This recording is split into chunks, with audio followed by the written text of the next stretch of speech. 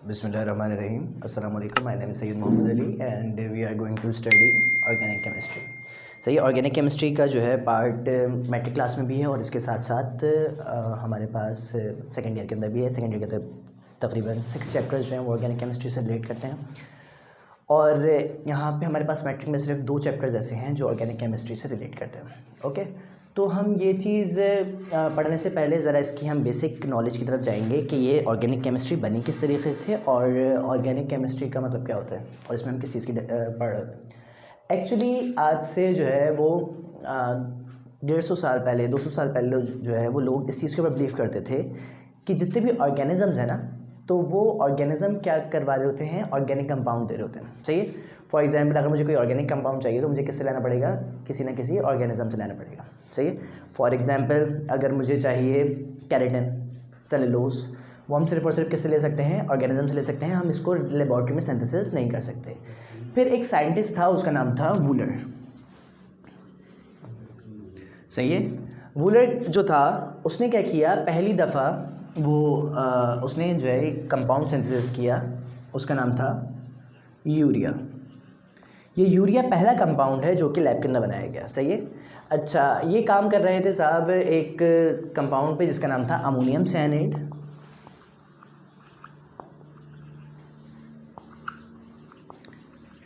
और इन्होंने किस में कन्वर्ट किया इसको, यूरिया में। एक्चुअली होता ये है, अमोनियम साइनाइड का अगर मैं फार्मूला लिखूं,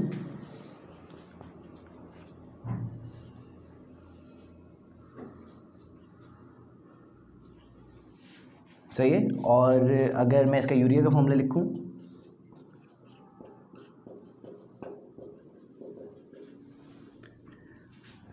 सही है, जब ये बॉयल होता है तो ये किस में कन्वर्ट हो जाता है, अमोनियम साइनाइड यूरिया के अंदर। सही है, ये है अमोनियम साइनाइड और ये है यूरिया। तो हुआ ये था कि ये अपनी लेबॉर्ट्री में काम कर रहे थे और काम करते करते जो है ये चले गए। अगले दिन क्या हुआ, जब ये आए तो किसी चूहे ने जो है वो क्या किया था, इसको फेंक दिया था। वहाँ पे स्लैब के ऊपर रोशनी पड़ी सन की और ये बॉयल हो गया। बॉयल होने के बाद किस में कन्वर्ट हो गया, यूरिया के अंदर। जब से इनको पता चला कि हम सारे के सारे ऑर्गेनिक कंपाउंड भी क्या कर सकते हैं, अपनी लेबॉर्ट्री में सिंथेसिस कर सकते हैं। अब यहाँ पे देखें, मज़े की बात देखें, यहाँ पे नाइट्रोजन कितना है, 1 और ये 2। सही है, नाइट्रोजन यहाँ पे 2 है, नाइट्रोजन यहाँ पे देख कितने हैं, 2। सही है, यहाँ पे अगर देखें हाइड्रोजन कितने हैं, तो यहाँ पे हाइड्रोजन कितने हैं, 4, और यहाँ पे भी हाइड्रोजन कितने हैं हमारे पास, 4। सही है, इसी तरीके से यहाँ पे कार्बन कितने हैं, 1 है, यहाँ पे भी कार्बन कितना है, 1 है। ऑक्सीजन अगर मैं देखूँ तो यहाँ पे 1 है, ऑक्सीजन यहाँ पे कितना है, 1 है। सिर्फ इसकी अरेंजमेंट चेंज होने की वजह से इसका पूरा क्या हो गया है, हमारे पास कैरेक्टरिस्टिक्स चेंज हो गई। सही है, तो इसके लिए हमारे जो है वो टीचर कहा करते थे कि नुक्ते के हेर फेर से कभी हुदा कभी खुदा कभी जुदा हुआ। सही है, फॉर एग्जाम्पल हुदा, खुदा, जुदा। सही है, यहाँ पे नुक्ता नहीं है, यहाँ पे ऊपर नुक्ता लगा दिया तो क्या बन गया, खुदा बन गया। यहाँ पे नीचे नुक्ता लगा दिया तो क्या बन गया, जुदा। इसी तरीके से हमारे पास अगर एलिमेंट्स आपस में थोड़ी सी शफलिंग कर लें और इनकी बॉन्डिंग चेंज हो जाए तो क्या हो जाएगा, पूरा का पूरा कंपाउंड का ओरिजिन चेंज हो जाता है। सही है, उसके बाद से हम तकरीबन मिलियंस ऑफ कंपाउंड जो है वो अपनी लेबॉर्ट्री के अंदर सिंथेसिस करते हैं। अच्छा, ये जो चीज़ है ये आप लोगों के पास मैट्रिक क्लास के अंदर वाइटल थ्योरी के नाम से जो है वो आपसे पूछी गई है। बिल्कुल स्टार्टिंग ऑफ द चैप्टर के अंदर ये थ्योरी दी हुई है, जिसमें यही बताया जा रहा है कि पहले क्या होता था कि हम लोग इस चीज़ के ऊपर बिलीव करते थे कि सारे के सारे कंपाउंड्स किससे बनाए जाते हैं, ऑर्गेनिक कंपाउंड जो है ऑर्गेनिज्म से निकलते हैं। जब ये ब्रांच बन गई ऑर्गेनिक केमिस्ट्री की, तो हमारे पास अब जो ऑर्गेनिज्म से बनने वाले कंपाउंड्स होते हैं या ऑर्गेनिज्म के अंदर जो रिएक्शन होते हैं उसको एक अलग नाम दे दिया गया, जो कि हम क्या कहते हैं, बायोकेमिस्ट्री। सही है, बायोकेमिस्ट्री जो है वो नेक्स्ट चैप्टर होगा आप लोगों का मैट्रिक के अंदर। और इसी तरीके से सेकेंड ईयर केमिस्ट्री के अंदर जो है वो चैप्टर नंबर 10 है, बायोकेमिस्ट्री। सही है, तो बायोकेमिस्ट्री को इंशाल्लाह हम जो है वो इसकी हाइलाइट्स देखेंगे, क्या क्या इसमें बताया जा रहा है। यहाँ पे ये चीज़ समझ में आ गई कि हमें क्या हो रहा है, ऑर्गेनिक कंपाउंड पहली दफ़ा बना जो उसका नाम क्या था, यूरिया, ये याद रखिएगा। और किसने बनाया था, वूलर ने बनाया था, ये भी याद रखिएगा, ये MCQ के अंदर आ सकता है। ओके, अब जो सबसे जो पहली चीज़ है यहाँ पे हमें बताया जा रहा है कि हमारे पास डिफरेंट तरीक़े से हम ऑर्गेनिक कंपाउंड को लिख सकते हैं। सही है, फॉर एग्जांपल पहला दिया हुआ है हमारे पास मॉलिक्यूलर फार्मूला,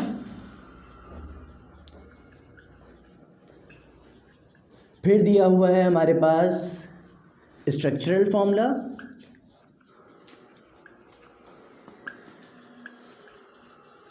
फिर दिया हुआ है कंडेंस फार्मूला, फिर हमारे पास दिया हुआ है इसका डॉट एंड क्रॉस फार्मूला।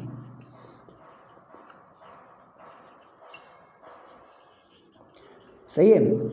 अच्छा, मॉलिक्यूलर फार्मूला का मतलब क्या होता है कि जितने भी हमारे पास मॉलिक्यूल के अंदर चीज़ें मौजूद हैं वो सारी के सारे एक साथ लिख दूँ। फॉर एग्जांपल मैंने यहाँ पे लिख दिया C4H10। सही है। अगर मैंने इसको बिल्कुल सिक्यूज करके लिख दिया है, बिल्कुल कंडेंस करके लिख दिया है, तो उसको मैं क्या बोलूँगा, मॉलिक्यूलर फार्मूला। अब मैं अगर इसका स्ट्रक्चर फार्मूला बनाऊंगा तो मैं कैसे बनाऊंगा, मैंने 4 कार्बन बनाए। सही है। चारों कार्बन की हमारे पास कार्बन की वैलेंसी होती है 4। अब ये देखो, ये कार्बन जो है कितने बॉन्ड बनाया हुआ है, एक बॉन्ड बनाया हुआ है, तो यहाँ पे कितने बॉन्ड खाली हैं, 3। ये वाले कार्बन ने 2 बॉन्ड बनाए हुए हैं, यहाँ पे कितने बॉन्ड खाली होंगे, 2। इस वाले कार्बन ने भी 2 बॉन्ड बनाए हुए हैं, तो कितने बॉन्ड खाली हैं, 2। इसी तरीके से ये वाले कार्बन ने 1 बॉन्ड बनाया हुआ है, तो कितने बॉन्ड खाली होंगे यहाँ पे, 3। ओके। अब मैंने क्या किया, इन सबको हाइड्रोजन से सेटिस्फाई कर दूंगा। 1 हाइड्रोजन, 2, 3, 4, 5, 6, 7, 8, 9, 10। सही है। अगर मैं इस तरीके से बना रहा हूँ और बीच में जो है वो कोवलेंट बॉन्ड दिखा रहा हूँ सबके बीच में, तो मैं इसको क्या बोलूँगा, ये हमारे पास क्या बन गया, स्ट्रक्चरल फार्मूला बन गया। अब स्ट्रक्चरल फार्मूला के बाद अगर मैं इसको कंडेंस फार्मूला लिखना चाहूँ तो मैं कैसे लिख सकता हूँ, मैंने लिखा है यहाँ पे, इस वाले पूरी चीज़ को एक साथ लिख दूँगा, इस वाले को लिखूँगा, इस वाले को लिखूँगा और इस वाले को लिखूँगा। अब लिखेंगे कैसे इसको, मैंने यहाँ पे लिख दिया CH3। सही है। फिर CH2 मैंने लिखा है एक दफ़ा और मैंने इसके आगे लगा दिया 2। मतलब क्या है, CH2 यहाँ पे हमारे पास कितने टाइम्स है, 2 टाइम्स है। फिर मैंने क्या लिख दिया, CH3। दोबारा देख लेते हैं। अगर मेरे पास कोई भी मॉलिक्यूलर फार्मूला होगा, मैं उसका कंडेंस वो स्ट्रक्चर फार्मूला बनाऊंगा, तो मैं क्या करूँगा, सिंगल बॉन्ड से बना के दिखा दूंगा। इसी तरीके से अगर मुझे उसका चाहिए कंडेंस फार्मूला, तो मैं क्या करूँगा, CH2 जितने भी हमारे पास मौजूद हैं वो क्या कर देंगे, सिक्वेंस करके एक दफ़ा लिख देंगे और उसके आगे उतनी पावर लगा देंगे जितने टाइम्स ये मौजूद है। अगर इसका डॉट एंड क्रॉस बनाऊंगा तो बिल्कुल सिमिलर इसी तरीके से बनाना है। मैं क्या करूँगा, कार्बन को दिखा दूंगा क्रॉस से और हाइड्रोजन को दिखा दूंगा डॉट से।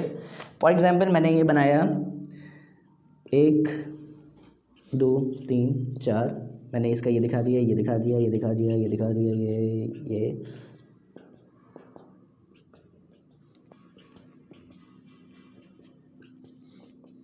ओके। अब मैं हाइड्रोजन के जो है वो डॉट से दिखा देता हूँ।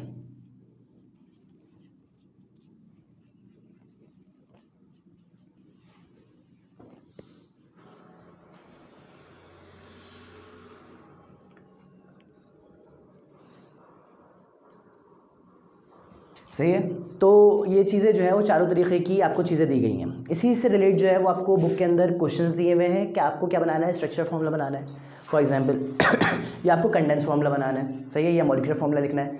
अगर ये कोई भी चीज़ अगर आपसे आए तो इंशाल्लाह मैं इसकी एक्सरसाइज आगे एक्सप्लेन कर दूंगा कि किस तरीके की आपको क्या क्या चीज़ें जो आपको थ्योरेटिकली नहीं करनी वो किस तरीके से करनी है। हम इसकी क्लास को अपलोड कर देंगे कि क्या क्या उसमें काम हो रहा है। सही है। आई होप समझ में आ गया होगा कि मॉलिक्यूलर फार्मूला क्या होता है, स्ट्रक्चर फार्मूला क्या होता है, कंडेंस फार्मूला क्या होता है और उसके बाद हमारे पास डॉट एंड क्रॉस क्या होता है। इसके बाद है हमारे पास जो एक मोस्ट इंपॉर्टेंट डेफिनेशन है, वो 2 हैं यहाँ पर। एक है हमारे पास कैटिनेशन और दूसरा है हमारे पास आइसोमेरिज्म। ओके, दूसरा है आइसोमेरिज्म। सही है। अब कैटिनेशन का मतलब ये होता है कि कार्बन की ये खासियत कि वो क्या करे, कार्बन कार्बन मिलके डबल बॉन्ड बनाता रहे। सही है। ये हर कंपाउंड नहीं करता। फॉर एग्जांपल अगर मैं मिलाऊं क्लोरीन को तो सिर्फ 2 आपस में क्लोरीन मिलेंगे। सही है। उसके बाद नहीं मिलेंगे। हाइड्रोजन को मिलाऊं 2 आपस में हाइड्रोजन मिलेंगे, उसके बाद नहीं मिलेंगे। सही है। लेकिन कार्बन की खासियत ये है कि कार्बन जो है वो लॉन्ग फॉर्म बनाता रहता है, बनाता रहता है, बनाता रहता है। सही है। तो इसको क्या बोलते हैं हम, इसकी जो ये खुसूसियत है, प्रॉपर्टी है, इसको हम बोलते हैं कैटिनेशन के, जो है to form the long chain structure by the any element. सही है। ये चीज़ जो है वो देखी जाती है कार्बन के अंदर, समटाइम्स इन सल्फर और सिलिकॉन के अंदर। सही है। तो उसको हम बोलते हैं कैटिनेशन। हमारी ऑर्गेनिक केमिस्ट्री पूरी डिपेंड ही इसके ऊपर करती है कि ये कैटिनेशन करता है कार्बन। अगर ये कैटिनेशन ना करता होता तो हम इतने मिलियंस ऑफ कंपाउंड बना सकते हैं कि इधर उधर लग के जो है वो बहुत सारे कंपाउंड बन जाते हैं। इंशाल्लाह हम इसको डिटेल में डिस्कस करेंगे नेक्स्ट क्लास के अंदर। दूसरी चीज़ क्या है हमारे पास, आइसोमेरिज्म। आइसोमेरिज्म का मतलब ये होता है कि मैं पॉसिबिलिटी बनाऊँ। सही है। फॉर एग्जांपल मैंने ये बनाया हुआ है C4H10। सही है। अब मैं ज़रूरी नहीं है कि इसी तरीके के स्ट्रक्चर बनाऊँ, मैं इसको आगे भी पीछे भी कर सकता हूँ। फॉर एग्जांपल अगर मैं करना चाहूँ तो आपको दिखाता हूँ एक इसी एग्जांपल सॉल्व करके, और उसके जो स्ट्रक्चर के नाम हैं वो भी हमें याद रखने हैं क्योंकि वो आपसे पूछे जाते हैं आपके MCQs के अंदर। ओके। पहली चीज़ ये कि अगर मेरे पास मौजूद है यहाँ पर एक एग्जांपल C5H12। सही है। तो मैं क्या किया कि 5 कार्बन लगाए पहले लाइन से, 1 carbon, 2 carbon, 3 carbon, 4 carbon, 5 carbon. सही, एक पॉसिबिलिटी ये बन गई। दूसरी पॉसिबिलिटी क्या बन सकती है इसकी, 1 2 3 4, यानी 4 लाइन से लगाए और 5वां क्या लगा दिया, यहाँ पे लगा दिया। ये भी तो पॉसिबिलिटी बन सकती है हमारे पास। इसी तरीके से हम क्या कर सकते हैं, इसकी तीसरी पॉसिबिलिटी क्या बना सकते हैं, 1 2 3 4 5 ये पॉसिबिलिटी बन गई। अब मैं इसको हाइड्रोजन से सेटिस्फाई करने जा रहा हूँ। यहाँ पे देखो हाइड्रोजन, कार्बन ने कितने बॉन्ड बनाए हुए हैं, 1 बॉन्ड बनाए हुए, कितनी जगह खाली है हमारे पास, 3। तो हाइड्रोजन क्या लगा दूंगा मैं यहाँ पे, 3 लगा दूंगा। इस कार्बन ने कितने बॉन्ड बनाए हुए हैं, 2 बनाए हुए हैं, कितनी जगह खाली है हमारे पास, 2। तो हमने क्या कर दिया, यहाँ पे 2 हाइड्रोजन लगा दिए। इस कार्बन ने 2 बॉन्ड बनाए हुए हैं, 2 जगह खाली है, यहाँ पे भी 2 हाइड्रोजन लगा दिए। इस कार्बन ने 2 बॉन्ड बनाए हुए हैं, 2 जगह खाली है, यहाँ पे भी हाइड्रोजन 2 लगा दिया। और इस कार्बन ने 1 बॉन्ड बनाया हुआ है, 3 जगह खाली है, हाइड्रोजन 3 लगा दिए। आई होप सो बहुत तेज़ नहीं हो रहा होगा, आपको समझ में आ जाएगा। कार्बन जो 4 वैलेंसी रखता है, जहाँ पे जितनी जगह खाली है हमने उतने क्या लगा दिया, हाइड्रोजन लगा दिया। अब मैं इस वाले के लिए देख रहा हूँ, अगर यहाँ पे कार्बन ने कितने बॉन्ड बनाया हुआ है, 1 बनाया हुआ है, और कितनी जगह खाली है यहाँ पे, 3। तो मैंने यहाँ पे CH3 लगा दिया। अब इस वाले कार्बन को देखो, यहाँ पे इसने बॉन्ड बनाए हुए 3, 1 2 3, कितनी जगह खाली है, 1 जगह खाली है, मैंने यहाँ पे क्या कर दिया, 1 हाइड्रोजन लगा दिया। यहाँ पे कार्बन ने बनाए हुए हैं 2 बॉन्ड, कितनी जगह खाली है यहाँ पे, 2। तो मैंने यहाँ पे लगा दिए 2 हाइड्रोजन। इस कार्बन ने बनाया हुआ है 1 बॉन्ड, 3 जगह खाली है, मैंने यहाँ पे लगा दिए 3 हाइड्रोजन। इस वाले कार्बन ने 1 बॉन्ड बनाया हुआ है, 3 जगह खाली है, यहाँ पे मैंने बना दिए 3 हाइड्रोजन। अब गिन लेते हैं इसको, यहाँ पे 3 और 1 4, 4 और 3 7, 7 और 3 10, 7 और 2 9, 9 और 3 12। सही है, 12 हाइड्रोजन यहाँ पे बन रहे हैं। यहाँ पे देखिए तो यहाँ पे भी कितने हैं, 3 और 2 5, 5 और 2 7, 7 और 2 9, 9 और 3 12। सही है, यहाँ पे 12 हाइड्रोजन बन रहे हैं। अब इस वाले में देख लेते हैं, इस कार्बन ने बनाया हुआ है एक बॉन्ड, कितनी जगह खाली है, 3 हमारे पास, हमने क्या कर दिया, यहाँ पे 3 हाइड्रोजन लगा दिया। इस कार्बन ने कितने बॉन्ड बनाए हुए हैं, 1 बॉन्ड बनाया हुआ है, 3 जगह खाली है, यहाँ पे मैंने क्या कर दिया, 3 हाइड्रोजन लगा दिया। इस वाले कार्बन ने देखो 4 बॉन्ड बनाए हुए हैं, यहाँ पे हाइड्रोजन की जरूरत ही नहीं है। सही है, क्योंकि यहाँ पे हाइड्रोजन सेटिस्फाई करी गई नहीं, क्योंकि यहाँ पे 4 उसकी ऑलरेडी क्या है, वैलेंसी पूरी है। अब आपके पास जगह ही नहीं है, आप कहाँ से लेंगे। सही है, तो जितनी जगह है वहाँ पे फुल हुआ है। अब यहाँ पे क्या है, कार्बन 1 बॉन्ड बनाया हुआ है, कितनी जगह खाली है, 3। यहाँ पे हमने क्या कर दिया, 3 बॉन्ड हाइड्रोजन लगा दिए। इस कार्बन ने कितने बॉन्ड बनाए हुए हैं, यहाँ पे 1 बॉन्ड बनाया हुआ है, 3 हमारे पास जगह खाली है, यहाँ पे हमने क्या लगा दिया, 3 हाइड्रोजन लगा दिया।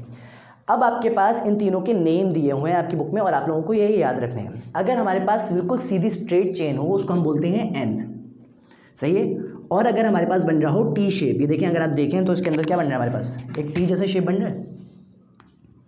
सही है, तो इसको हम बोलते हैं आइसो।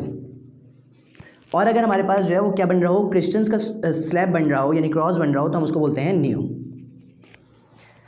अब 5 कार्बन वाला है, 5 कार्बन को बोलते हैं पेंट। सही, तो ये क्या बन जाएगा, एन पेंटेन। अगर हम क्या कर रहे हैं, टी शेप बन रहा है, तो क्या बोलेंगे, आइसोपेंटेन।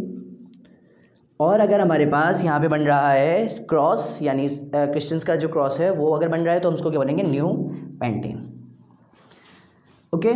अच्छा, दूसरी चीज़ ये है कि आई थिंक ये आप लोगों को समझ में आ गया होगा कि आइसोमेरिज्म का मतलब क्या होता है, कि हम डिफरेंट पॉसिबिलिटी बना रहे हैं। अब आप लोग चेक कर लीजिएगा, आप 7 कार्बन की पॉसिबिलिटी बना सकते हैं, 8 कार्बन की पॉसिबिलिटी बना सकते हैं, किस तरीके से हम इसको सेटिस्फाई कर सकते हैं। नेक्स्ट क्लास से पहले मैं आप लोगों को जो है वो एक चीज़ बताना चाहता हूँ कि जिस तरीके से हम लोग काउंटिंग करते हैं ना, इसी तरीके से हमारे पास ऑर्गेनिक के अंदर काउंटिंग है, जो कि क्या है, 1 से लेके 10 तक। सही है, तो आप लोगों को 10 तक याद करके रखनी है। आप क्या करेंगे, उसको बार बार रिपीट करेंगे। सही है, आई होप कि आपको मेरी शक्ल याद हो गई होगी। कैसे याद हुई, क्योंकि आप मुझे जो है वीडियो में देख रहे हैं 9 मिनट 10 मिनट, तो अब शक्ल याद हो गई होगी। अब कहीं और देखेंगे तो आप पहचान जाएंगे। इसी तरीके से आप क्या करेंगे, इनको देखेंगे और इनके नाम जो है वो याद रखेंगे, ताकि जब बार बार रिपीट करेंगे तो क्या होगा, आपको सही तरीके से याद हो जाएगा। मैं इस तरफ यहाँ पर लिख रहा हूँ इसको, जो हमारे पास 10 कार्बन के नेम है। अगर हमारे पास 1 कार्बन होगा तो हम उसको बोलेंगे मिथ। सही है, अगर 2 कार्बन होगा तो क्या बोलेंगे, इथ। सही है, 3 कार्बन होंगे तो बोलेंगे प्रॉप, 4 कार्बन होंगे तो बोलेंगे ब्यूट, 5 कार्बन होंगे तो बोलेंगे पेंट। आपने सुना होगा पेंटागन। सही है, पेंटागन मतलब 5 कॉर्नर वाला। फिर अगर 6 होंगे तो क्या बोलेंगे, हेक्स। हेक्स भी आपने सुना होगा, हेक्सागन, हेक्स। फिर अगर 7 होंगे तो क्या बोलेंगे, हेप्ट। 8 होंगे तो बोलेंगे ऑक्ट, और 9 होंगे तो बोलेंगे नॉन, और 10 होंगे तो बोलेंगे डेक। सही है, दोबारा रिपीट कर लेते हैं, meth, eth, prop, but, pent, hex, hept, oct, non, dec. सही है, इसको बार बार रिपीट करना है, meth, eth, prop, but, pent, hex, hept, oct, non, dec. जितना ज़्यादा आप रिपीट करेंगे आप लोगों को ये क्या होगा, आसानी से याद हो जाएगा, क्योंकि हमारी लैंग्वेज तो है नहीं, ये ऐसे ही पढ़ना पड़ेगा। सही है, तो इसको ज़रा रट्टा मार के रखिएगा। इंशाल्लाह नेक्स्ट क्लास में हम जो है इसको सीखेंगे किस तरीके से हम नेमिंग करते हैं, और अगर हमारे पास कोई भी स्ट्रक्चर दिया जाए तो हम कैसे पता लगाएंगे कि वो अल्केन है, एल्कीन है या अल्काइन है। ओके, थैंक यू, अल्लाह हाफिज़।